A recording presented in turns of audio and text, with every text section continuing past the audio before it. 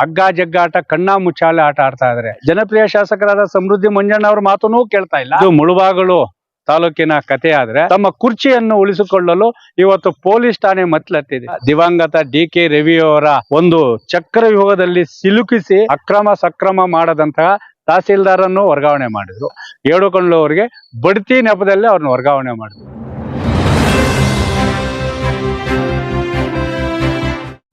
ಮುಳುಬಾಗಿಲು ತಾಲೂಕಿನ ವಲಯ ಅರಣ್ಯಾಧಿಕಾರಿಗಳು ವರ್ಗಾವಣೆ ಆದರೂ ಸಹ ಇನ್ನು ನೂತನವಾಗಿ ಬಂದಿರುವಂತಹ ವಲಯ ಅರಣ್ಯಾಧಿಕಾರಿಗಳಿಗೆ ತಮ್ಮ ಅಧಿಕಾರವನ್ನು ಹಸ್ತಾಂತರ ಮಾಡದೆ 3 ತಿಂಗಳಿಂದ ಹಗ್ಗ ಜಗ್ಗಾಟ ಕಣ್ಣಾ ಮುಚ್ಚಾಲೆ ಆಟ ಆಡ್ತಾ ಇದ್ದಾರೆ.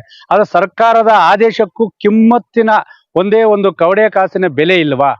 ಇನ್ನು ಇವತ್ತು ಪ್ರಜಾಪ್ರಭುತ್ವದಲ್ಲಿ ಪ್ರಜಾಸೇವಕರಾಗಿ ಕೆಲಸ ಮಾಡೋ ಅಧಿಕಾರಿಗಳು ಈ ಕಡೆ ಜನಪ್ರಿಯ ಶಾಸಕರಾದ ಸಮೃದ್ಧಿ ಮಂಜಣ್ಣ ಅವ್ರ ಮಾತನ್ನು ಕೇಳ್ತಾ ಇಲ್ಲ, ಸರ್ಕಾರದ ಆದೇಶನೂ ಮಾಡ್ತಾ ಇಲ್ಲ. ಇನ್ನು ಹೊಸದಾಗಿ ಬಂದಿರುವ ವಲಯ ಅರಣ್ಯಾಧಿಕಾರಿಗಳಿಗೆ ಚಾರ್ಜು ಕೊಡ್ತಾ ಇಲ್ಲ, ಅಧಿಕಾರನೂ ಕೊಡ್ತಾ ಇಲ್ಲ. ಏನು ಕೊಠಡಿ ಬೀಗ ಹಾಕೊಂಡ್ರಿ? ಯಾರಪ್ಪಂದ್ರಿ ಇದು? ವಲಯ ಅರಣ್ಯಾಧಿಕಾರಿಗಳೇ ಯಾರ್ದು ಅದು? ಈ ಅರಣ್ಯ ಇಲಾಖೆಗೆ ಸಂಬಂಧಪಟ್ಟಂತೆ ಹಿಂದೆ ಕೆಲಸ ನಿರ್ವಹಿಸಿದಂತಹ ವಲಯ ಅರಣ್ಯಾಧಿಕಾರಿಗಳ ಮೇಲೆ ಸುಮಾರು ಆರೋಪಗಳಿದೆ. ಭ್ರಷ್ಟಾಚಾರ ಆರೋಪ ಇದೆ, ಮತ್ತಿತರ ಎಲ್ಲಾ ಆರೋಪಗಳಿದೆ. ಆದ್ರೂ ಸಹ ಅವರು 2.5 ವರ್ಷ ಕಾಲ ಇಲ್ಲಿ ಈ ಒಂದು ಮುಳುಬಾಗಿಲು ತಾಲೂಕಿನಲ್ಲಿ ಕೆಲಸ ಮಾಡಿದ್ದಾರೆ. ಕೆಲಸ ಮಾಡಿದ ನಂತರ ಒಬ್ಬ ಅಧಿಕಾರಿಗೆ ವರ್ಗಾವಣೆ ಅನ್ನೋದು ಅದು ಶತಸಿದ್ಧ. ಎಲ್ರಿಗೂ ಅಷ್ಟೇ, ಪ್ರಜಾಪ್ರಭುತ್ವದಲ್ಲಿ ವರ್ಗಾವಣೆ ಆಗ್ತಾ ಇರಬೇಕು. 1 ವರ್ಷ ಇಲ್ಲ 2 ವರ್ಷ ಆದ್ಮೇಲೆ ವರ್ಗಾವಣೆ ಆಗ್ಬೇಕು. ಮತ್ತೆ ಅದೇ ಹುದ್ದೆಗೆ ಬೇರೆಯವರು ಬರಬೇಕು. ಇಲ್ಲ ಜನಪರ ಕಾರ್ಯಕ್ರಮಗಳು ಮುಂದೆ, ಇಲ್ಲ ರೈತರ ಕಾರ್ಯಕ್ರಮಗಳೇನೋ ಅಭಿವೃದ್ಧಿ ಕಾರ್ಯಕ್ರಮ ಮಾಡಿದ್ರೆ, ಇಲ್ಲ ಅಂದ್ರೆ ಒಂದು 5 ತಿಂಗಳು 6 ತಿಂಗಳು ಮುಂದುವರಿಬಹುದು. ಆದ್ರೂ ಸಹ ಸರ್ಕಾರದ ಆದೇಶ ಮಾಡಿ 3 ತಿಂಗಳಾಗಿದೆ. 3 ತಿಂಗಳಾದ್ರೂ ಸಹ ಈ ಕಡೆ ಮಾನ್ಯ ಶಾಸಕರ ಮಾತಿಗೂ ಕವಡೆ ಕಾಲಿನ ಬೆಲೆ ಕೊಡ್ತಾ ಇಲ್ಲ, ಸರ್ಕಾರ ಆದೇಶಕ್ಕೂ ಕುಮ್ಮಕ್ಕೂ ಕೊಡ್ತಾ ಇಲ್ಲ. ಹೊಸದಾಗಿ ಬಂದಿರುವಂತಹ ವಲಯ ಅರಣ್ಯಾಧಿಕಾರಿಗೆ ಅಧಿಕಾರನ ಹಸ್ತಾಂತರ ಮಾಡಿದ್ರ. ಇದು ಮುಳುಬಾಗಿಲು ತಾಲೂಕಿನ ಕಥೆ ಆದ್ರೆ, ಇನ್ನು ಬಂಗಾರಪೇಟೆ ತಾಲೂಕಿನ ಕಥೆಯಲ್ಲಿ ತಹಶೀಲ್ದಾರ್ ಹಗ್ಗ ಜಗ್ಗಾಟ. ಪ್ರಜಾಪ್ರಭುತ್ವದಲ್ಲಿ ಪ್ರಜಾಸೇವಕರಾಗಿ ಪ್ರಥಮ ಪ್ರಜೆಯಾಗಬೇಕಾದ ತಾಲೂಕು ದಂಡಾಧಿಕಾರಿಗಳ ಒಂದು ಅಧಿಕಾರ ಇದರಲ್ಲಿ ಹಸ್ತಕ್ಷೇಪ. ಇವ್ರು ನಮ್ ಕೆಲಸ ಮಾಡ್ತಾ ಇಲ್ಲ, ಜನಸಾಮಾನ್ಯ ಕೆಲಸ ಆಗ್ಬಾರ್ದಲ್ಲ, ಪೊಲೀಸ್ ಬುದ್ಧಿ ಉಪಯೋಗಿಸಿದ್ದ ಅಂತ ಹೇಳಿ ಅಲ್ಲಿಯ ಸ್ಥಳೀಯ ಶಾಸಕರು ಆರೋಪ ಮಾಡಿ ಅವರೇ ಅವ್ರನ್ನ ವರ್ಗಾವಣೆ ಮಾಡಿಸ್ಕೊಂಡ್ ಬಂದಿದ್ದು. ಸರ್ಕಾರದ ಮೇಲೆ ಒತ್ತಡ ಹಾಕಿ ಅವರೇ ಅದನ್ನ ನೇಮಕ ಮಾಡಿಸ್ಕೊಂಡು ಆದೇಶ ತಂದಿದ್ದು. ಇವಾಗ 5 ತಿಂಗಳಲ್ಲಿ ಅವ್ರು ಅಳಸು ಬಳಸಾಗ್ಬಿಟ್ಟಿದೆ. ಯಾಕೆ ಅಳಸು ಬಳಸಾಗಿದೆ ಅಂದ್ರೆ, ಇವತ್ತು ಸುಮಾರು ಸರ್ಕಾರಿ ಆಸ್ತಿಗಳನ್ನು ಸಕ್ರಮ ಮಾಡಿಕೊಳ್ಳಲು ಮುಂದಾಗದಾಗ ಫೈಲ್ಗಳು ಕಡತಗಳನ್ನು ಸೃಷ್ಟಿ ಮಾಡಿ ಅದನ್ನು ನೀವು ಸಹಿ ಹಾಕಿದಾಗ, ಇಲ್ಲ ನಾವು ಜಿಲ್ಲಾಧಿಕಾರಿಗಳ ಆದೇಶ ಇಲ್ಲದು ನಾವು ಸಹಿ ಹಾಕಲ್ಲ ಅಂತೇಳಿ ಹಿಂದೆ ಇದ್ದಂತಹ ಈಗ KETಯಲ್ಲಿ ತಮ್ಮ ಅಧಿಕಾರದ ಮೊಟಕುಗೊಳಿಸಿ ಅದನ್ನು ಮತ್ತೆ ಪುನರಾರಂಭ ಮಾಡ್ಕೊಂಡ್ ಬಂದಿರುವಂತಹ ತಹಶೀಲ್ದಾರ್ ವೆಂಕಟೇಶಪ್ಪನವರು, ನಾವು ಇದರಲ್ಲಿ ತಾಲೂಕಲ್ಲಿ ಮುಂದುವರಿಬೇಕಂತ 5 ತಿಂಗಳಾಗಿದೆ. ಆದ್ರೆ ಒಬ್ಬ ಅಧಿಕಾರಿ ಕನಿಷ್ಠ ಪಕ್ಷ 1 ವರ್ಷವಾದರೂ ಆ ತಾಲೂಕಿನಲ್ಲಿ ಕೆಲಸ ನಿರ್ವಹಿಸುವಂತಹ ಆದೇಶ ಇದೆ ಮತ್ತು ಆ ಎಲ್ಲಾ ರೀತಿಯ ಇದು ಇದೆ. ಆದ್ರೂ ಸಹ ಈ ಒಂದು ಜಿಲ್ಲೆಯಲ್ಲಿ ಹಗ್ಗ ಜಗ್ಗಾಟ, ಜಿಲ್ಲಾಡಳಿತ ಯಂತ್ರ ಮತ್ತು ರಾಜಕಾರಣಿಗಳ ಒಂದು ಇದಕ್ಕೆ ಒತ್ತಡಕ್ಕೆ ಅಧಿಕಾರಿಗಳು ಜನಸಾಮಾನ್ಯರ ಕೆಲಸ ಮಾಡದೆ, ಅಭಿವೃದ್ಧಿಯತ್ತ ಕೆಲಸ ಮಾಡದೆ ತಮ್ಮ ಕುರ್ಚಿಯನ್ನು ಉಳಿಸಿಕೊಳ್ಳಲು ಇವತ್ತು ಪೊಲೀಸ್ ಠಾಣೆ ಮೆಟ್ಲತ್ತಿದೆ.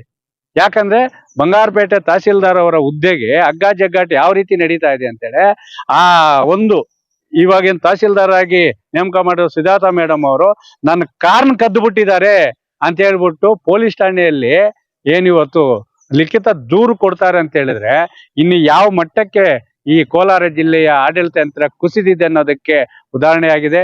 ಈ ಕೂಡಲೇ ಮುಳುಬಾಗಿಲು ತಾಲೂಕಿನ ವಲಯ ಅರಣ್ಯಾಧಿಕಾರಿಗಳು ಸರ್ಕಾರ ಆದೇಶ ಮತ್ತು ಶಾಸಕರ ಮಾತಿಗೆ ಬೆಲೆ ಕೊಟ್ಟು ಈ ಕೂಡಲೇ ಅವರಿಗೆ ಹೊಸದಾಗಿ ಬಂದಿರುವಂತಹ ವಲಯ ಅರಣ್ಯಾಧಿಕಾರಿಗಳಿಗೆ ತಮ್ಮ ಅಧಿಕಾರವನ್ನು ಹಸ್ತಾಂತರ ಮಾಡಬೇಕು. ಮತ್ತೆ ಬಂಗಾರಪೇಟೆಯಲ್ಲಿ ಹಗ್ಗ ಜಗ್ಗಾಟ ಏನ್ ನಡೀತಾ ಇದೆ ತಹಸೀಲ್ದಾರ್ ಹುದ್ದೆಗೆ, ಅದನ್ನು ಯಥಾಸ್ಥಿತಿ ಕಾಯ್ದುಕೊಳ್ಳಬೇಕು.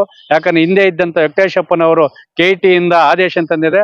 ಆ ಆದೇಶ ಪ್ರೀತಿಯಿಂದ ಅವರನ್ನು ಸಹ ಅವರ ಅಧಿಕಾರ ಅವಧಿ ಮುಗಿಯೋವರೆಗೂ ಅವ್ರಿಗೆ ಅವಕಾಶ ಮಾಡಿಕೊಟ್ಟು ಈ ಒಂದು ಸರ್ಕಾರಿ ಕೆಲಸ ಕಾರ್ಯಗಳಲ್ಲಿ ಮತ್ತು ಜನಸಾಮಾನ್ಯರ ಕೆಲಸ ಕಾರ್ಯಗಳಲ್ಲಿ, ಅಭಿವೃದ್ಧಿ ಕಾರ್ಯಗಳಲ್ಲಿ ಯಾವುದೇ ರಾಜಕೀಯ ವ್ಯಕ್ತಿಗಳು ಹಸ್ತಕ್ಷೇಪ ಮಾಡದಂತೆ ಒಂದು ಆದೇಶವನ್ನು ಸರ್ಕಾರ ಮಾಡಬೇಕಂತೇಳಿ ಈ ಮೂಲಕ ಕೋಲಾರ ಜಿಲ್ಲೆಯ ಅಭಿವೃದ್ಧಿಯ ಪರವಾಗಿ ಮನವಿಯನ್ನು ಮಾಡ್ತಾ ಇದ್ದೀವಿ.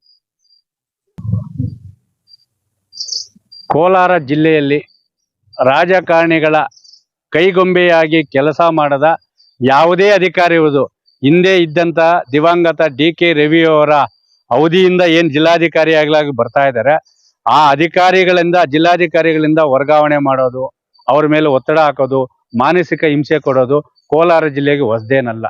ಇವತ್ತು ಯಾವ ರೀತಿ ಕೋಲಾರ ಜಿಲ್ಲೆ ಇದೆ ಅಂದ್ರೆ, ಅನಕ್ಷರಸ್ಥರು 5 ವರ್ಷಗಳ ಕಾಲ MLAಗಳಾಗಿ ಆಗ್ತಾರೆ, ಸರ್ಕಾರ ನಡೆಸ್ತಾರೆ. ಆದ್ರೆ CET ಬರೆದು ಕಷ್ಟಪಟ್ಟು ಓದಿ ಈ ಒಂದು ಜಿಲ್ಲೆಯ ಅಭಿವೃದ್ಧಿ ಮಾಡಬೇಕು, ಜನಸಾಮಾನ್ಯರ ಕೆಲಸ ಮಾಡಬೇಕು ಅಂತೇಳಿ ಏನು ಆತುರದಿಂದ ಬರ್ತಾರೆ, ಅವರ ಕೈಗಳನ್ನು ಕಟ್ಟಿ ಹಾಕಿ ಅವರ ಕೈಯಲ್ಲಿ ಬಾಡಬಾರದ ಕೆಲಸಗಳನ್ನು, ಸರ್ಕಾರಿ ಆಸ್ತಿಗಳನ್ನು, ಕೆರೆಗಳನ್ನು, ಆ ಅಕ್ರಮ ದಾಖಲೆಯನ್ನು ಸೃಷ್ಟಿ ಮಾಡಿ ಅವರನ್ನು ಒಂದು ಚಕ್ರವ್ಯೂಹದಲ್ಲಿ ಸಿಲುಕಿಸಿ ಸಂಪೂರ್ಣವಾಗಿ ತಮ್ಮ ಹಿಡಿತಕ್ಕೆ ತೆಗೆದುಕೊಂಡು ಅವರು ಯಾವ ರೀತಿ ಮಾನಸಿಕವಾಗಿ ಹಿಂಸೆ ಪಡ್ತಾರೆ ಅಂದ್ರೆ ಖಂಡಿತವಾಗ್ಲೂ ಅದು ಹೇಳ್ಬಾರ್ದು. ನಾವು ಹೇಳಿದ್ರದ್ದು ವಿಧಿ ಇಲ್ಲ. ಯಾಕಂದ್ರೆ ಇವತ್ತು ನಾವು ಮತ ಹಾಕಿದಂತಹ ಪ್ರಜಾಪ್ರಭುತ್ವದಲ್ಲಿರುವ ಪ್ರತಿಯೊಬ್ಬರು ಇವತ್ತು ಗಮನಿಸಬೇಕಾದ ವಿಚಾರ ಅಂತ ಹೇಳಿದ್ರೆ, ಇವತ್ತು ಯಾವುದೇ ಅಧಿಕಾರಿ ಕೋಲಾರ ಜಿಲ್ಲೆ ಅಭಿವೃದ್ಧಿ ಮಾಡಬೇಕು, ರೈತ ಕೂಲಿ ಕಾರ್ಮಿಕರ ಕೆಲಸ ಮಾಡ್ಬೇಕಂತೇಳಿ ಬಂದ್ರೆ ಅವರನ್ನ ಯಾವುದೋ ಒಂದು ಕೆರೆ ಮಂಜೂರು ಮಾಡೋದು, ಇಲ್ಲಾಂದ್ರೆ ಗೋಮಾಳ ಮಂಜೂರು ಮಾಡೋದು, ಇಲ್ಲ ಗುಂಡುತೋಪ ಮಂಜೂರು ಮಾಡೋದು, ಆ ಮಂಜೂರು ದಾಖಲೆಯಲ್ಲಿ ಕಡತಗಳಲ್ಲಿ ಈ ರಾಜಕಾರಣಿಗಳು ತಮ್ಮ ಕಪಿಮುಷ್ಟಿಯಲ್ಲಿ ಸಿಲುಕಿಸಿಕೊಂಡು ಅವರನ್ನು ಈ ಕಡೆ ಚಕ್ರವ್ಯೂಹದಿಂದ ಈಚೆನೂ ಬರಂಗಿಲ್ಲ, ಹೊರಗಡೆನೂ ಹೋಗಂಗಿಲ್ಲ. ಆ ಚಕ್ರವ್ಯೂಹದಲ್ಲಿ ತಿರುಗಿ ಮಾನಸಿಕವಾಗಿ ಹಿಂಸೆ ಅನುಭವಿಸಿ ಕೋಲಾರ ಜಿಲ್ಲೆಯಿಂದ ವರ್ಗಾವಣೆ ಮಾಡುವ ದಂಧೆಗೆ ಇದಕ್ಕೆ ಇತ್ತೀಚೆಗೆ ಉದಾಹರಣೆ ಅಂತ ಹೇಳಿದ್ರೆ, ಬಂಗಾರಪೇಟೆಯಲ್ಲಿ 50 ಎಕರೆ ಗೋಮಾಳ ಜಮೀನನ್ನು ಅಕ್ರಮ ಸಕ್ರಮ ಮಾಡದಂತಹ ತಹಸೀಲ್ದಾರನ್ನು ವರ್ಗಾವಣೆ ಮಾಡಿದ್ರು. ಅದು ಬಹಿರಂಗವಾಗಿ ಹೇಳಿದ್ರು ಶಾಸಕರು. ನನ್ನ ಮಾತಿಗೆ ಕವಡೆ ಕಾರ್ಯ ಮೊಲೆ ಕಟ್ಟಲು ನಾನು ಅವ್ರನ್ನ ವರ್ಗಾವಣೆ ಮಾಡ್ತೇನೆ ಅಂತೇಳಿ. ಅದರ ಜೊತೆಗೆ ಮಾನ್ಯ ಅಕ್ರಮ್ ಸಾಹೇಬ್ರು ಏನು ಕೆಲಸ ಮಾಡಿದ್ರು, ಅವರು ಸಹ ಆ ಕಡತಕ್ಕೆ ಸಹಿ ಹಾಕಿದಾಗ ಅದು ಸರ್ಕಾರದ ಮೇಲೆ ಅವ್ರನ್ನೂ ಒತ್ತಡ ಮಾಡಿದ್ರು. ಇನ್ನು ಕೋಲಾರ ಜಿಲ್ಲೆಯಲ್ಲಿ ಸುಮಾರು 2800 ಅರಣ್ಯ ಭೂಮಿಯನ್ನು ಉಳಿಸಿದಂತಹ ಏಡುಕೊಂಡ್ಲು ಅವರಿಗೆ ಬಡ್ತಿ ನೆಪದಲ್ಲಿ ಅವ್ರನ್ನ ವರ್ಗಾವಣೆ ಮಾಡಿದ್ರು. ಅವ್ರೇನ್ ಹಿಂಸೆ ಕೊಡ್ತಾ ಇಲ್ಲ, ಕೋಲಲ್ಲೂ ಸಾಯಲ್ಲ, ವಿಷಾನೂ ಆಗ್ತಾ ಇಲ್ಲ.